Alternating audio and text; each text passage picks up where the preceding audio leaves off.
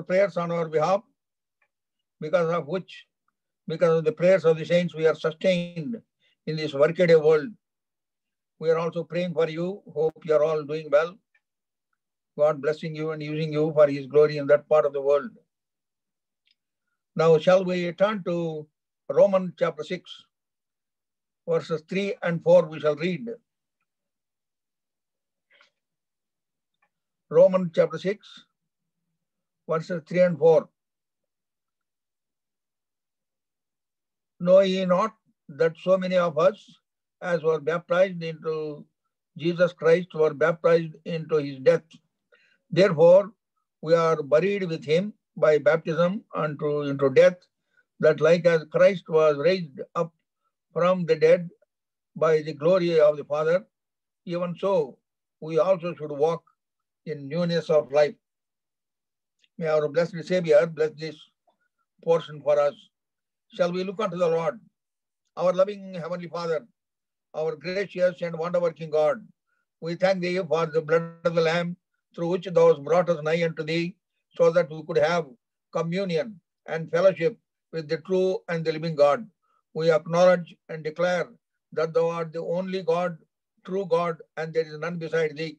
That is why we are here in Thy presence at this hour of the day, to worship Thee, to adore Thee, to magnify Thy glorious and wonderful name, remembering the great work Thou hast wrought for us on the cross of Calvary. Thank Thee for the great, complete, eternal salvation Thou hast given unto us. As we look into Thy word, encourage us through Thy word, stir up our hearts, so that we may be able to pour out our souls with worshipful hearts in spirit and in truth, committing ourselves into the loving hand, expecting great things to happen in our midst as we trust Thee, serve Thee, follow Thee. Pray with thanksgiving in Jesus' precious name. Amen. As you know, Romans in the New Testament is a very important letter written by Apostle Paul. And in Romans, 6th chapter, 7th chapter, 8th chapter are very, very important. In the 6th chapter, we have the ideal Christian, what a Christian should be. 6th chapter, verse 11. Likewise, reckon ye also yourselves to be dead indeed unto sin, and alive unto God through Jesus Christ our Lord. That is the ideal Christian life. So in the 6th chapter, we have the ideal Christian life as how we should be. And in the 7th chapter, Paul deals with where we find we have the reality of the believer, what most of us are in practice. See Romans chapter 7, verse 15. That one verse will give us clue. For that which I do, I allow not. For that I would, that do I not. But what I hate, that I do, that do I. So that is how, in the reality, there are very discouraging things. And Paul pictures that reality of a believer in a very clear way. And in the 8th chapter, we have the hope, where we have the finished product of God. 8th chapter is a wonderful chapter. Towards the end, as we read from verse 35 onwards, there we have a wonderful conclusion of a believer who lives a fruitful life, bound by the love of the Lord Jesus Christ. So we find here in the portion that we have read in Romans chapter 6, verse 3 and 4, the death, burial, and the resurrection of the Lord Jesus Christ, and the believer identifying himself in the baptism unto His death and His burial, and also raised with Him, risen Christ. We are also risen from the dead. That is why we are new creation. So see verse 4, it says, because of that situation, we should walk in the newness of life. Lord has given us by the virtue of the blood that He shed on the cross of Calvary, a newness of life, a transformed life, a change in life, totally changed. Our direction, our destination, everything has changed because of the blood of the Lord Jesus Christ. When we came to Him with penitent tears, when we sought His grace, when sought His help, He has forgiven us of all our sins and removed them as far as east is from the west. And He said, I will remember them no more. And thus Lord has given unto us a great salvation, complete salvation, eternal salvation. And he said, I will remember them no more. The sins that we have committed, he said, having forgiven us, he said, I will remember them no more. So that is how we are introduced into new life. So Christian life is a new life saved from death and decay. 2 Corinthians. Some of the familiar verses we will just see. 2 Corinthians chapter 5, verse 17. There we read like this. Therefore, if any man be in Christ, he is a new creature. Old things are passed away.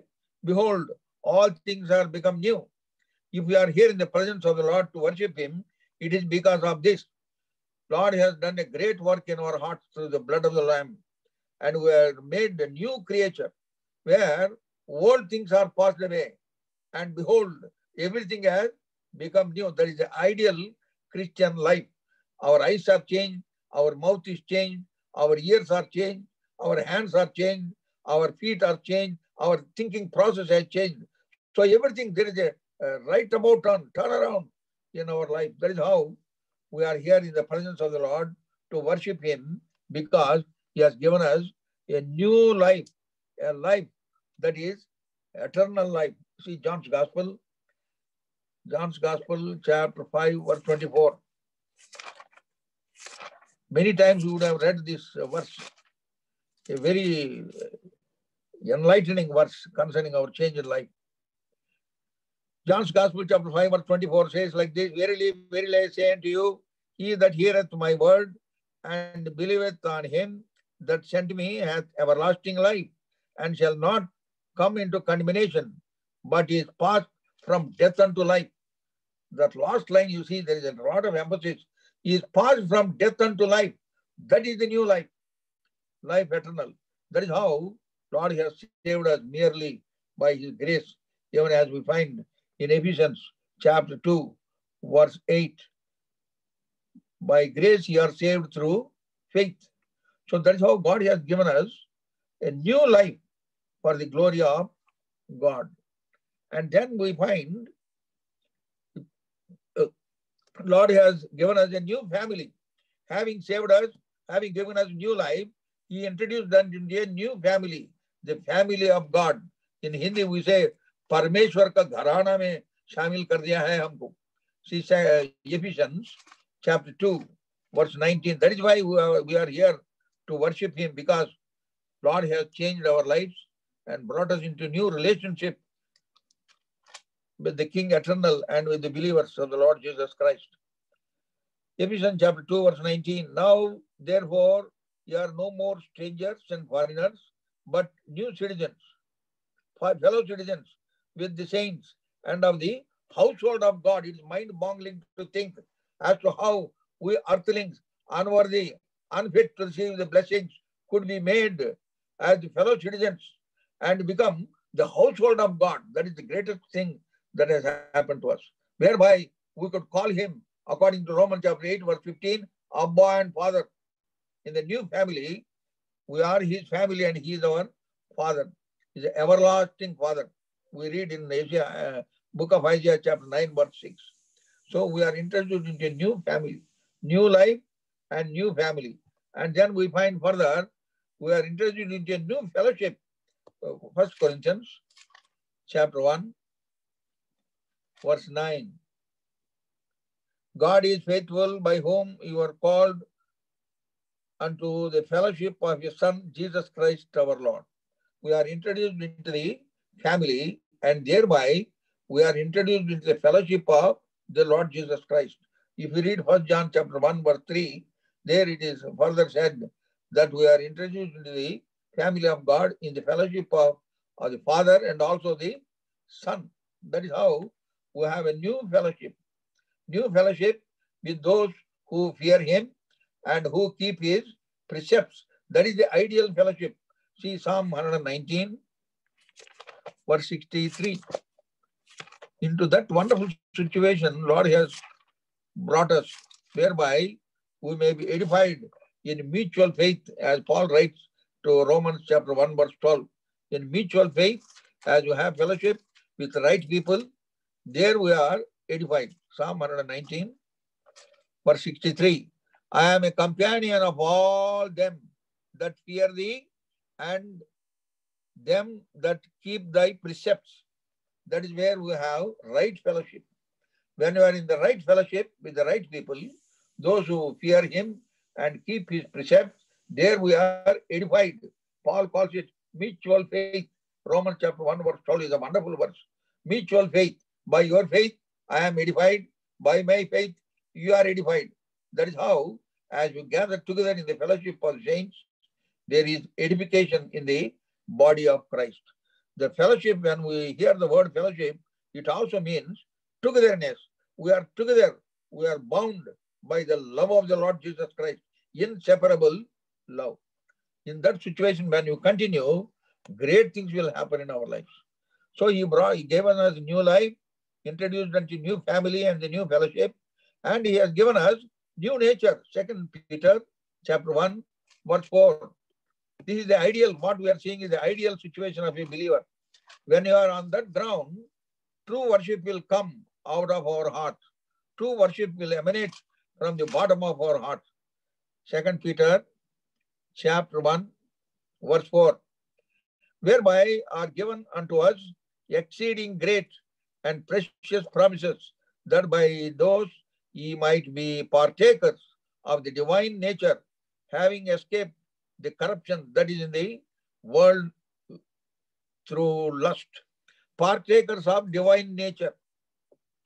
Unworthy people as we were, but Lord has introduced us into wonderful family of God, wonderful fellowship with the Father and the Son and with the fellow believers, whereby we are nurtured in the fellowship and we develop that divine nature where our whole attitude changes towards God, towards men, and towards fellow believers.